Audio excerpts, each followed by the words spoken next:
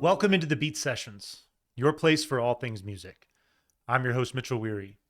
Let's lead things off for the week of November 22nd with new music from Michael Kiwanuka entitled Small Changes. This is the fourth studio album for the British singer-songwriter and his follow-up to 2019's critically acclaimed Kiwanuka, which finally saw him get that Mercury Prize. His first two records, Home Again and Love and Hate, released in 2012 and 2016, respectively, were both nominated, but Kiwanuka finally got him the award. And I want to start this thing off by saying that I know that Michael Kiwanuka, and any artist for that matter, is not creating art, creating music to go out there and try to win prizes. But the Mercury Prize is one that's relatively coveted, and I think it's one that truly separates an artist from their peers, and rightfully so. I think Michael Kiwanuka, in a little over a decade, has really put out a body of music that differentiates himself from other singer-songwriters with the just brilliant, eclectic nature of his work and the way that his style and sound continues to grow and continues to become more expansive. More than anything, Kiwanuka is an album where you really witness an artist coming into their own, coming into their confidence, not just creatively, but as an individual, as a person. And I love him reflecting on the making of that album, coming up with the title. This is a guy that famously was asked by Kanye to work on the Yeezus sessions and walked out without even saying a word. And he talks about how he felt like an imposter, how he felt like he just had no business being in that room. And that's a tough thing, trying to balance that while also not being on the opposite side of, no one wants to be the smartest person in the room. Like, you want to try to find that balance. You want to surround yourself with people who are inspiring, who are forward thinking, who challenge you and your perspectives and your notions about, everything. Like, if you genuinely want to wake up every day and have every day be exciting, then these are the type of people that you want to surround yourself with, that you want to work with. And so Michael, he's definitely overcome that, and especially the collaborations with Danger Mouse and Inflow, working with them again on this new record. I mean, those are two pretty big names in music and production. And I love that. That confidence is there. I love what these two guys bring out of Michael as an artist. And I hope that this collaboration is one that continues. I mean, down the road, if he chooses to work with other people to mix certain projects up, I'm always all for that. But I think in the long haul, these guys coming together, especially just developing songs organically in the studio, just coming together with nothing and sitting into the sessions in the studio and allowing those to bring new music to life, I think is one of the exceptional things about this new project. And his sound, his style, talking about how expansive it is. You listen to his voice and it's incredible. Like, I love this guy. I think of Marvin Gaye, think of Sam Cooke, Bill Withers, Otis Redding, just some of the greats. But then there's the skill on the axe. And so then all of a sudden guys like Chuck Berry, John Lee Hooker, Jimi Hendrix, David Gilmour come to mind. There's a couple moments on this new record with, as mellow and as chill as it is, you definitely get some Floyd-esque style of guitar work, and I enjoyed that very much. But I mean, even guys like John Frusciante, Johnny Greenwood, there's such a classic recall on so much that you're listening to when you throw on a Michael Kiwanuka record, but it also feels fresh. It also feels contemporary. Some of those younger, relatively speaking, they're not that young anymore, but there's just that unique contemporary feel that is necessary for any artist to differentiate themselves, to grow. And that's where Michael is, that neo soul style that really is so much bigger than any label that you can throw down on it, whether it's folk, R&B. This new record, Small Changes, I think might throw a curveball at a few people coming off of Kiwanuka, which, you talk about the expansive sonic landscapes. I mean, just big swelling string arrangements that are there. I like the hard rock and drive of the first part of that record. Sounds of garage rock, surf rock, some riff heavy guitar work that brings a very kind of just in your face intense energy to that record. Small Changes is not that kind of record. This is a record that moves unapologetically at its own pace, and I think it's very successful in doing so. I think that working with Danger Mouse and Inflow once again to create a project that is different, especially after 5 years. And I think a big byproduct of that is talking about Michael as a person, the confidence that he has now. I mean, a family man, 5 years has gone by now, winning that prize, taking the time to reflect after just a big tour, a big intense period of success, and knowing that, yeah, I am Michael Kiwanuka. People know that he talks it's one of my favorite quotes from him. He's like, no matter what, whether you like me or not, people know my name now. And I love that attitude. I love that sense of confidence coming from him. And I think that down the road, that leads towards a lot of excitement with every new project, knowing that, you might, people that aren't necessarily thrilled with this project, they might not necessarily dig the down tempo minimal nature of it. But I think from a standpoint of his confidence, his growth as an artist, it is the perfect statement. It is a man demonstrating that he is so confident in his abilities as a songwriter, in his abilities as a musician, and people like me, the critics, be damned. Like, he's just going to do what he's going to do. And I love that about him. I love personally where he's at. And I think that you get a big positive reflection of that spirit, of that attitude in this new record. I love Pino Palladino working on the bass on this thing. There's some nasty bass licks on this record. I'm not sure how much of a presence throughout this thing he has, but I saw his name there. I know that he was involved with this project. We were talking about him when we were talking about Don Henley building the Perfect Beast earlier in the week. I mean, that's just a testament to that guy and his body of work. All these years later, 40 years later, working with the likes of Michael Kiwanuka. 40 years ago, we're talking about him working with Don Henley. So again, just another big player that I'm excited to see Michael and his artistry get to that level, for him to have that confidence and to show it on a record. I mean, there's moments on this thing with the light, nature of it, the ambient nature of it. Like, honestly, like, I think of guys like Seal. I think of guys like Sting a little bit, and what they were doing a lot with their style in the 90s, even into the early 2000s a little bit. There's so much going on. And so while it might not be, this big, upbeat, intense, cinematic, and multi-layered experience that we are somewhat accustomed to with a Michael Kiwanuka record, I think that bringing something new to the table is brilliant.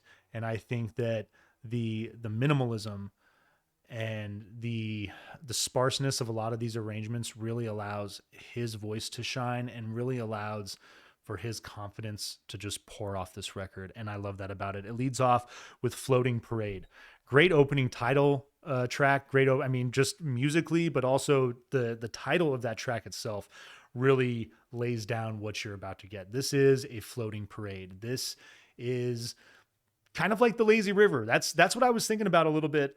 Talking about coming off of moments of success, and depending on what you were doing as an artist with a certain project. But Kiwanuka is a record that, given its intensity, we have those moments in life where, like, we're 100% just, pardon the expression, balls to the wall.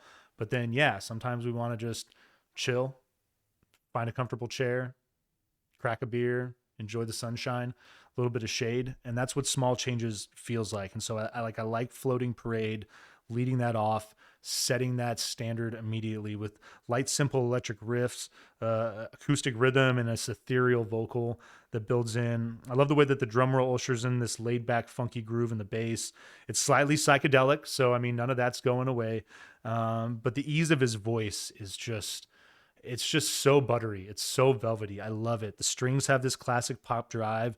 And again, they're there. They're just not as intense. There's not as much flair. They're not as bombastic as they previously are. And the piano in this song is just absolutely heavenly. I love it. It's a great opener. It's going to lead into Small Changes, which is going to give us a pretty big shift in mood. I love the transition. This track is, it feels a little dark. It feels a little desolate, and I like the mood with the prominent mid-tempo percussion, simple ambient synths, and that minimalism in this particular track. And you're going to see it throughout this record. It allows his vocal, what he's speaking about, and those melodies to really be the focal point. A bit of bass, somber strings that work in at the coda, but just this pensive unease that's developed by this song. And I really, I love that. As far as like, I was trying to pull up the lyrics on this one, for some reason I couldn't, but Small Changes, you think about just those two words and the impact that they have, but how difficult it can be for people to make those small changes and the big impact that that can have. And so I love everything that's going on thematically and sonically with this track. One and Only is your third song. We get into such a mean stretch here. Simple electric riff, has that like hollow surf rock tone. I love that. Just love that tone. Gentle walking bass, acoustic guitar with a little bit of simple percussion. It's got an evocative melody. It's really just foreboding. Chorus shifts to more of a hopeful mood. But overall, this is a track that it's pretty, but it's also somber, and I love that dynamic. And I mean, some of my favorite lyrics from this album, I love the lines. I hope you realize memories are the compromise we need to feel alive. Like, that's so good. Though our dreams may die, no living in disguise, all we need is time. Just a fantastic passage there. I love that moment in that song. Your fourth track, Rebel Soul, is just like the piano in this thing is just arresting. Like, I love the way that it plays a prominent role, but it does so by basically just, sitting there in the backdrop a little bit. You notice it, but it doesn't really change. It just does its thing. And it's one of those hypnotic components where you almost kind of feel like this song just went on for 10 minutes. Like, it really is fantastically done. Sparse walking in the bass. Like, I love like the marching jazz percussion, just a gorgeous landscape. It's mesmerizing. The strings that swell beautifully, the backing vocal that comes in towards the end. It kind of scared the shit out of me a little bit. Like, the song puts you in a trance, and all of a sudden there's this backing vocal. It's like, oh, that'll it might shock some of you. It shocked the hell out of me, but it's a great component of the song. And Tell Me You're Moving Up. Like, I love the refrain. I love the hook on that. A really great line there. Lowdown Part 1 is your fifth song. You get, it sounds like applause noise. It could be like oceanic noise. And if it is the ocean, it ties in perfectly with the feel of this record. It's like every track, the continuity, just kind of like waves moving in and out, in and out. But you get this like Neil Young style garage riff. I love the guitar on this track, a little thick walking bass, mid-tempo percussion, and it all creates this dreamy landscape that you get lost in. It's enhanced by backing vocal and organ there, and it's going to lead into Lowdown Part 2. And I love the strength of this track, resting solely on, just an instrumental quality. Drum roll ushers in this opulent sounding strings, jazz style guitar, and this is where I really felt the influence of Pink Floyd. The guitar on this particular track really just is screaming Gilmore in my opinion. Follow Your Dreams is your seventh track. Vibrant synths work in and out over thick bass. You get this light arpeggiated electric guitar and more electric guitar layers that build in as the song progresses. It's got a light funk to it, but a really nice number there. Leads seamlessly into Live for Your Love. I love that connection on those songs. Thick, simple bass, oceanic sounds usher in a smooth jazz track. I just adore the guitar that's swimming around the synth swells on this track. It's a really nice quality there. Modest percussion and smooth bass. It's going to lead into your ninth track, Stay By My Side, which, I love the way the like flickering guitars, rolling drums and bass that work in across The guitar is it's gonna work off of the bass, so there's just this like back and forth dynamic that's super cool. Soaring pop backing vocal that works in this track has this dramatic cinematic flair. It's a bit psychedelic as well, and I just love the lines. Things fall apart. I don't know if he meant to quote Chinua Achebe there, but it's a simple 3-word title there, simple line. But I've always found, given the nature of that book, given the song, just anytime I hear that, things fall apart. There's a very profound weight that statement carries, as far as acknowledging it, accepting it, and being able to enjoy life knowing that from time to time, yes, things will fall apart. It always seems to haunt your heart with vacant dreams. You're holding on way too tight. Don't fortify, wasted time, and rolling tides. Good stuff there. Really just dig the lyrics on that track and what that brings to the table. Leading into your penultimate track, The Rest of Me, is light breezy strumming on the acoustic guitar. I love the layers there. Groovy soft number, takes hold with a slick bass lick. I love the way that the bass is really the focus of this song. I love the vocal around that lick, complementary strings and backing vocal. And this is a song that, I was talking about Seal earlier. Like, I feel like the coda of this track, I got a big Seal vibe on the outro of this song. Enjoyed that very much. And then 4 Long Years. Interesting way to kind of close this thing out. It's like this old doo-wop style track, slow guitar and drums. Get this prominent presence on the ride cymbal there. It's achingly sorrowful though, and really just an intense emotional moment. Kind of a unique, interesting way to close this record out. But another great effort from Michael. This is going to be a big shift as far as where he's come from, what he's built in the last 3 records, and especially coming off a Kiwanuka. And like, I'm not gonna put these records in a tier system or say which one is better than the other, but I know that it's great at this point in an artist's career to see them do something different. I know that with the intensity, the passion of Kiwanuka, this is small changes a record that you could throw on right afterwards as kind of like a come down. Or if you wanted to ease into Michael, you could throw this on and then throw on some of that other stuff. But either way, you're getting some versatility in a catalog.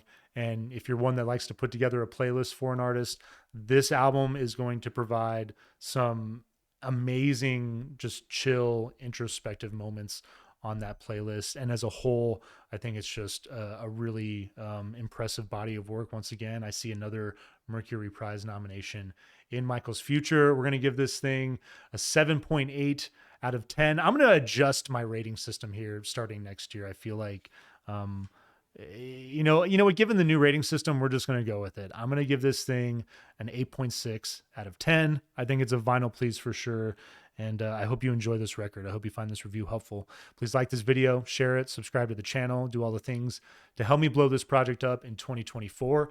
And tune in to Classic Wax live Tuesday nights at 6 p.m. Pacific Standard Time, 9 p.m. Eastern Standard Time. And we will see you next time on the Beat Sessions.